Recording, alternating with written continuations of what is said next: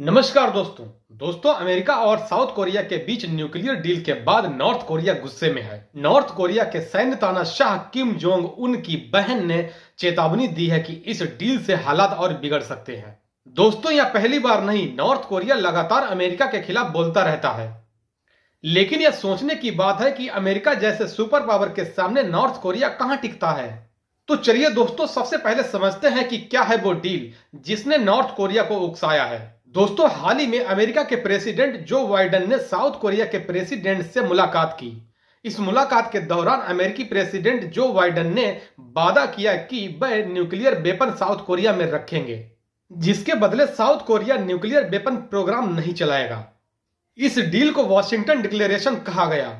इसके पीछे वजह भी उत्तर कोरिया है। उत्तर कोरिया अपने पड़ोसी देश साउथ कोरिया समेत अमेरिका को लगातार परमाणु हथियारों की धौंस दिखाता रहता है।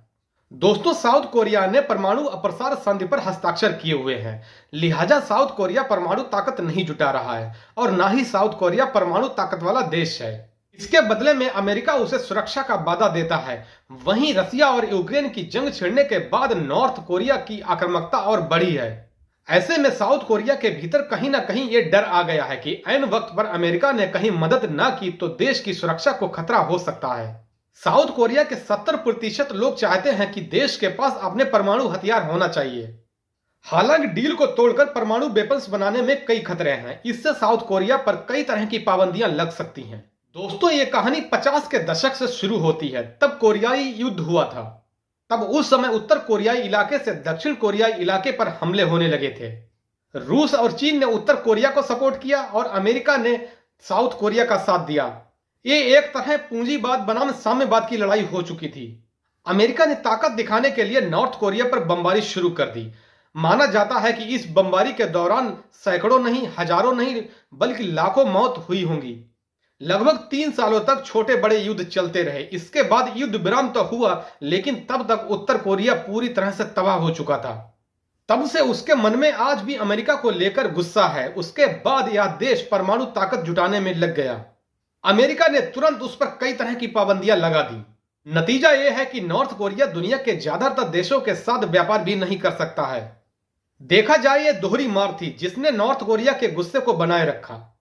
भयंकर तबाही से निकलने के बाद दशकों से आइसोलेशन में रहता यह देश अगर किसी को धमकी देता है तो उसकी धमकी को हल्के में नहीं लिया जा सकता।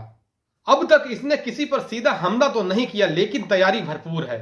ये परमाणु बम, हाइड्रोजन बम और यहां तक कि इंटरकॉन्टिनेंटल बैलिस्टिक मिसाइलों का भी परीक्षण कर चुका है। जीडीपी के मामले में भले ही यह देश पिछड़ा है, लेकिन न्यूक्लियर वेपन के मामले में उत्तर कोरिया को ताकतवर माना जाता है।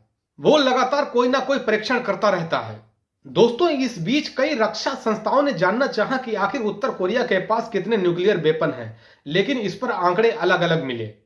अमेरिकी साइंटिस्ट के मुताबिक नॉर्थ कोरिया के पास 37 न्यूक्लियर वेपन्स हैं। वहीं कई रिपोर्ट्स दावा करती हैं कि ये आंकड़ा 100 के करीब तक पहुंच चुका होगा। बताया जा रहा है कि नॉर्थ कोरिया के पास सबसे घातक न्यूक्लियर वेपन्स हैं। नागासाकी और हिरोशिमा पे गिरे बमों से 6 गुना घातक है। उत्तर कोरिया चाहे तो समुद्र पर हमला करके सुनामी जैसा असर पैदा कर सकता है। ये बात खुद नॉर्थ कोरिया के तानाशाह किम जोंग ने कही थी। देश के पास बहुतेरी मिसाइलें हैं जो अलग अलग दूरियों तक वार कर सकती हैं। सबसे लंबी दूरी तक जाने वाली बैलिस्टिक मिसाइल 15,000 किलोमीटर तक अटैक कर सकती है, यानी यह दूसरे महाद्वीप पर भी हमला कर सकती है। इसके बाद 13,000 से लेकर 150 किलोमीटर तक अटैक करने वाली भी मिसाइलें हैं।